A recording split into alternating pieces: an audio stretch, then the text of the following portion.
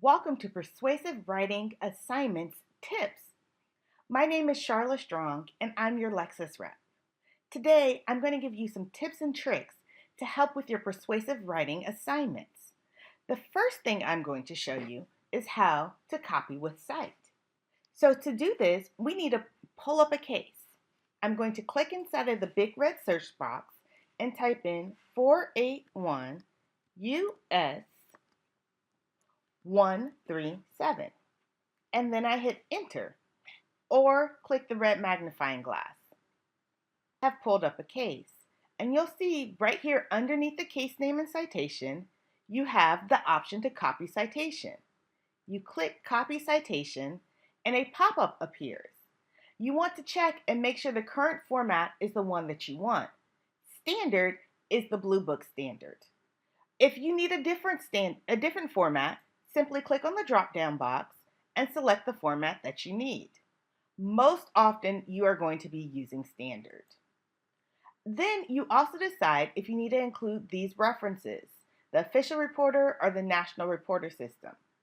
I'm just going to include the official reporter on this one. And you can copy the citation as a hyperlink. And you also can format the case name the way that your professor wants you to, either underline or italics. Here is the citation for you. All you have to do is Control-C copy or right-click copy and paste it right into your document. It's just that easy.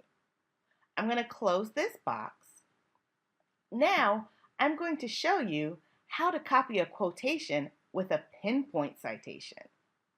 So I'm going to scroll down into the opinion. So here I am in the opinion, and let's say I want to quote this right here. So all I have to do is highlight what I want to quote, and this pops up. I can copy advance, add it to a folder, add it to a search, annotate, or highlight. When I click copy advanced, the same pop-up that we got when we copied citation comes up. So remember, we want to make sure we have the right format. Want to make sure we include the references that we want. I'm just going to include the official reporter. Copy citation as a hyperlink, italics for case names, and look, it has the entire quote that I was quoting, and more importantly, the pinpoint citation. So again, just Control-C or right-click copy and then paste it into your document. If you have a statute, there are several ways to use it to get more authority. Let's take a look. So I'm going to go back to the top of the page, and the big red search box anchors to the top of the page when you're in a search. So I'm going to start there. I'm going to enter in 29 USC 2612 and hit enter.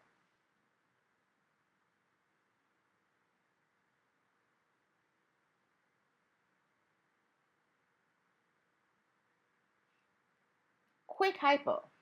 Let's say I'm representing John Doe, who suffers from depression and needs to take some time off work. He wants to know, can he take time off work under the federal FMLA statute in California? His employer is giving him a hard time about it. So we need to take a look at the statute, and that's where we are. This is the FMLA statute, the general requirements for leave. And we can look here and see, okay, eligible employees shall be entitled to 12 work weeks of leave during any 12-month period for one or more of the following. And look at D, because of a serious health condition that makes the employee unable to perform the functions of the position of such employee. Now, what we need to know is depression a serious health condition? So if we keep looking in the statute, it does not define what serious health conditions are. However, we have several options. First, I would suggest you open the table of contents right here on the left. You see I just clicked table of contents and now it's open. What this does is allows me to see the other sections of the statute surrounding my section. The Federal Family and Medical Leave Act, or FMLA, is a huge act and is divided into many sections. So here's something called definitions. So I'm going to click on that. Maybe definitions will define serious health condition. Now I'm going to scroll down and keep reading. I see eligible employee, airline flight crews, still not what I'm interested in. And I keep down and look, number 11 defines serious health condition.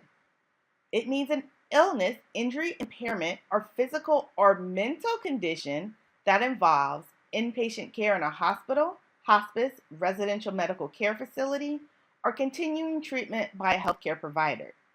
So from just looking at the statute, it seems that our client may very well qualify for FMLA.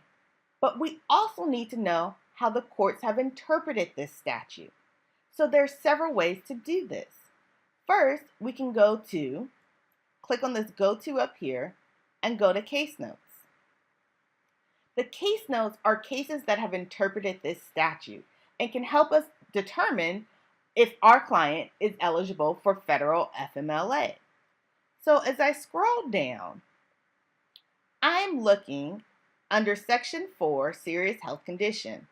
I can see in general, and then right here we have serious health condition. But if I scroll a little more, look at this. We have depression. So I'm going to click on that. I just clicked. Let me go back. Going back to number 75, depression. I just clicked on the blue arrow to go to those cases on depression. So I can read through these cases. And as I read through, I'm looking to see if I can find a test or something of that nature that will help me. So reading through, these may very well be helpful, but I also want to look at the cases that involved a serious health condition.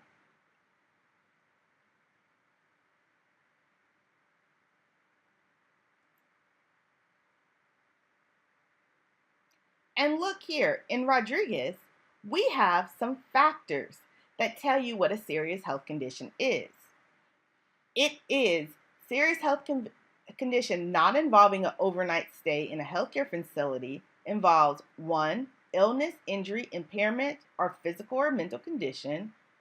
2, resulting in a period of incapacity for more than 3 consecutive calendar days. And 3, involving either A, treatment 2 or more times by a healthcare provider, or B, treatment by a healthcare provider on one occasion, which results in regimen of continuing treatment. Look at that. We have a test. So now we need to see if our facts fit this test. But we probably need to still get some more authority. So the next thing to do would be to shepherdize this document. I'm going to show you a quick clip of why shepardizing is so important. Facts with respect to the motion for reconsideration of Laura McKinney. But doesn't the case law dealing with that particular code section include criminal cases? If you shepherdize that, you come up with some criminal cases. We did. I believe that none were found, Your Honor. We don't have any in our motion, which leads me to believe that no, there aren't any criminal cases under that section. And you asked me that question because you knew Ms. Lewis wrote the motion, huh? No. But no, as far as I know, there are no criminal law cases that involve that section because it's not recognized in criminal law.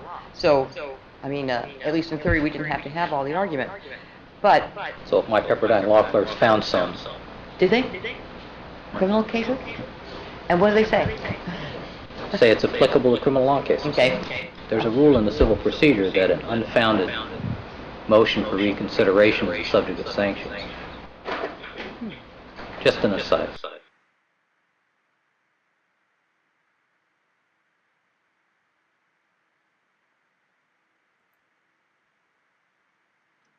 So now you know why it's so important to shepherdize your statutes and your cases. So let's shepherdize this statute. I'm going to close the table of contents so that my Shepherd's menu appears. This only happens when your screen isn't quite wide enough to have both the table of contents open as well as this particular box about this document, which includes the Shepherd's report. So I'm going to click Shepherdize this document. Now remember, when you Shepherdize, you are Shepherdizing for validation, to better understand criticisms, and to see possible pending legislation. If there is one case that is found it unconstitutional, we should probably click that and then read the case as to why it found this particular statute unconstitutional. And you would read into this a little bit further. To exit out from that narrowing, all I have to do is right here where it says unconstitutional by, click the X. And now I am back in the entire Shepherd's report. Now remember, we want to understand the criticisms and possible pending legislation. So right here is where we would find the pending legislation. I'm going to click on that.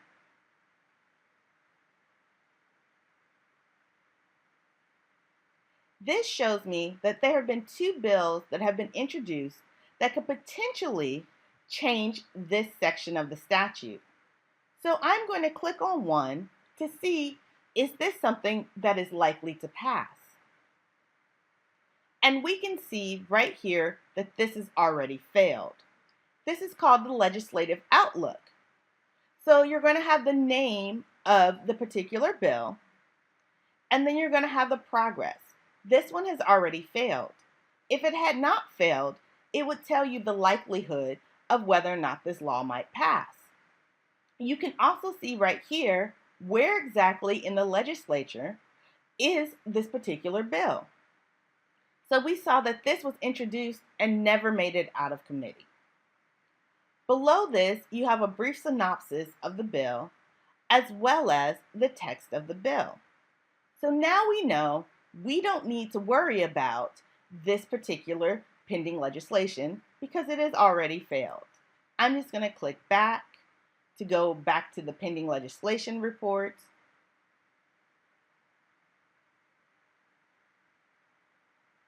And when in the sense of time, I'm not going to click on the other one, but you should click on that to make sure any other bills are not going to affect your statute in a way that would materially change why you're using the statute.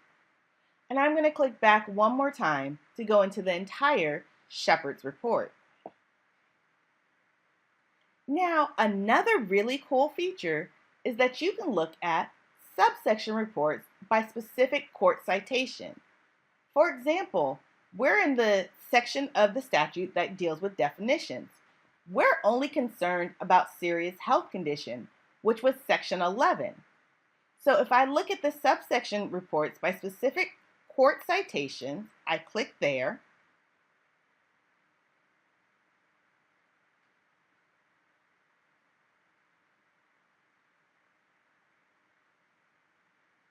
And this shows me all the different subsections of how the court has cited it. Because the Federal Family and Medical Leave Act is such a large act, courts cite it in a number of different ways. You can see they might cite it 2611 et seg, and they might cite it using multiple different sections of the statute. So you would scroll down until you find the citation that you're looking for.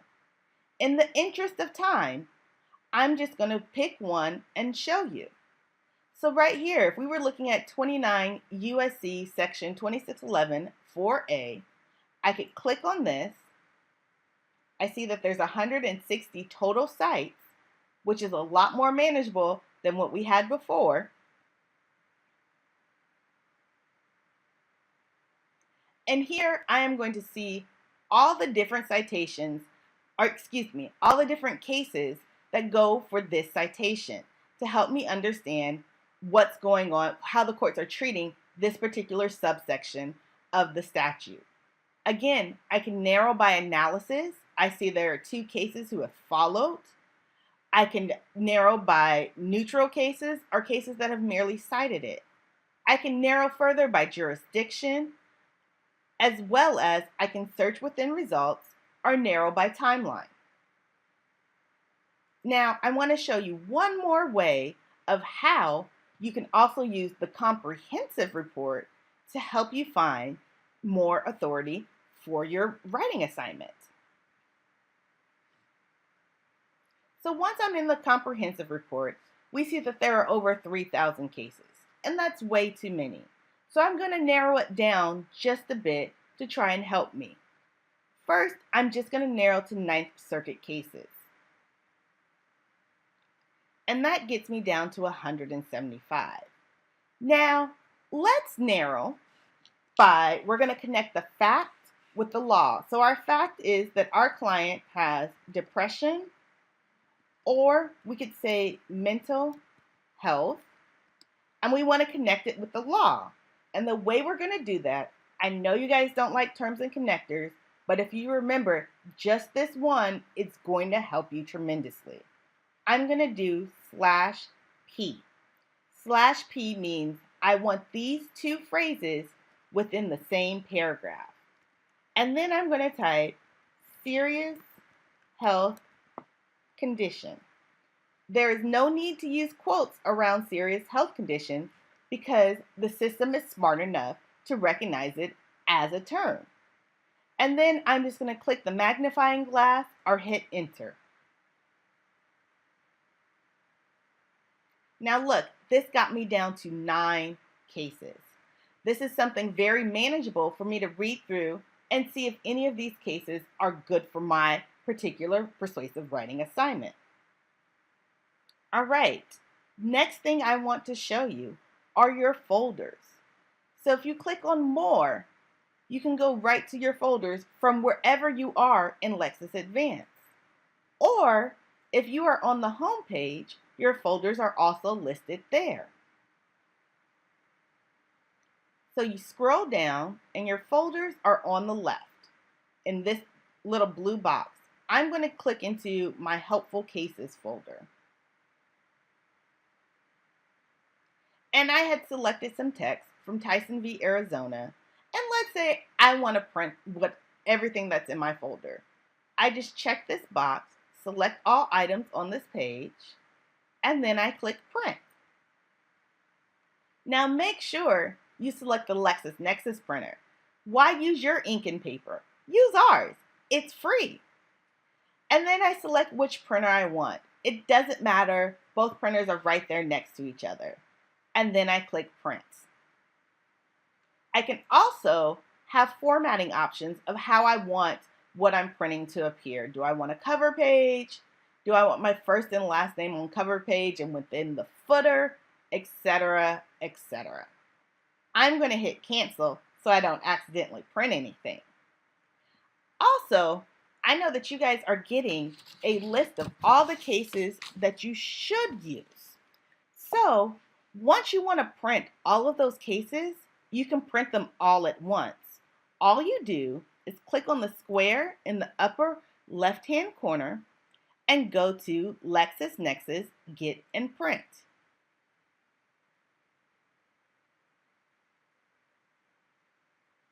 Once you're there, you can enter up to 100 citations or 25 if you include Shepherd's reports.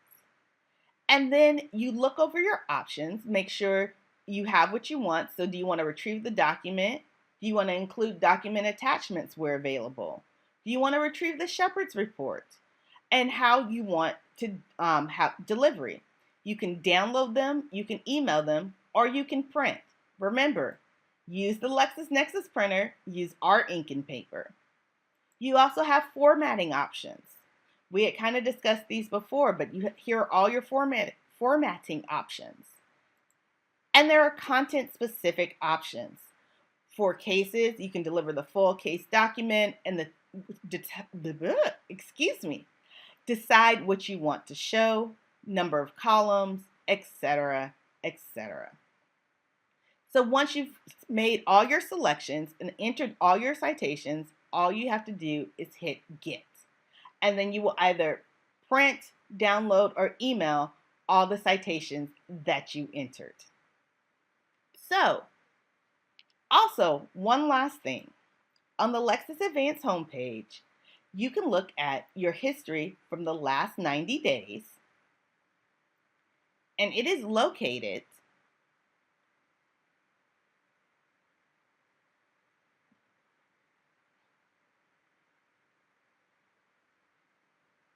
right here on the left.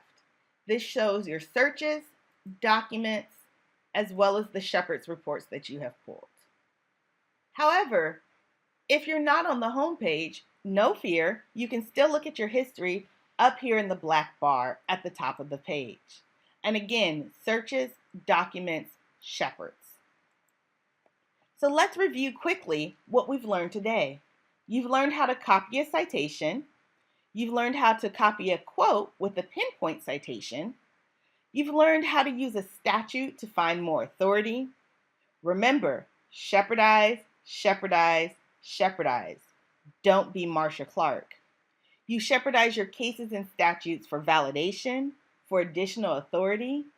And remember, with shepardizing statutes, you can use the subsection reports to shepherdize the subsection that you are interested in. Use your folders to stay organized. Remember, you can print the entire contents of your folder. And don't forget, get in print to print multiple documents at once. But if you forget all of that, have no fears. You can always reach out to me, Charlotte Strong, your Lexis rep, or one of your student reps.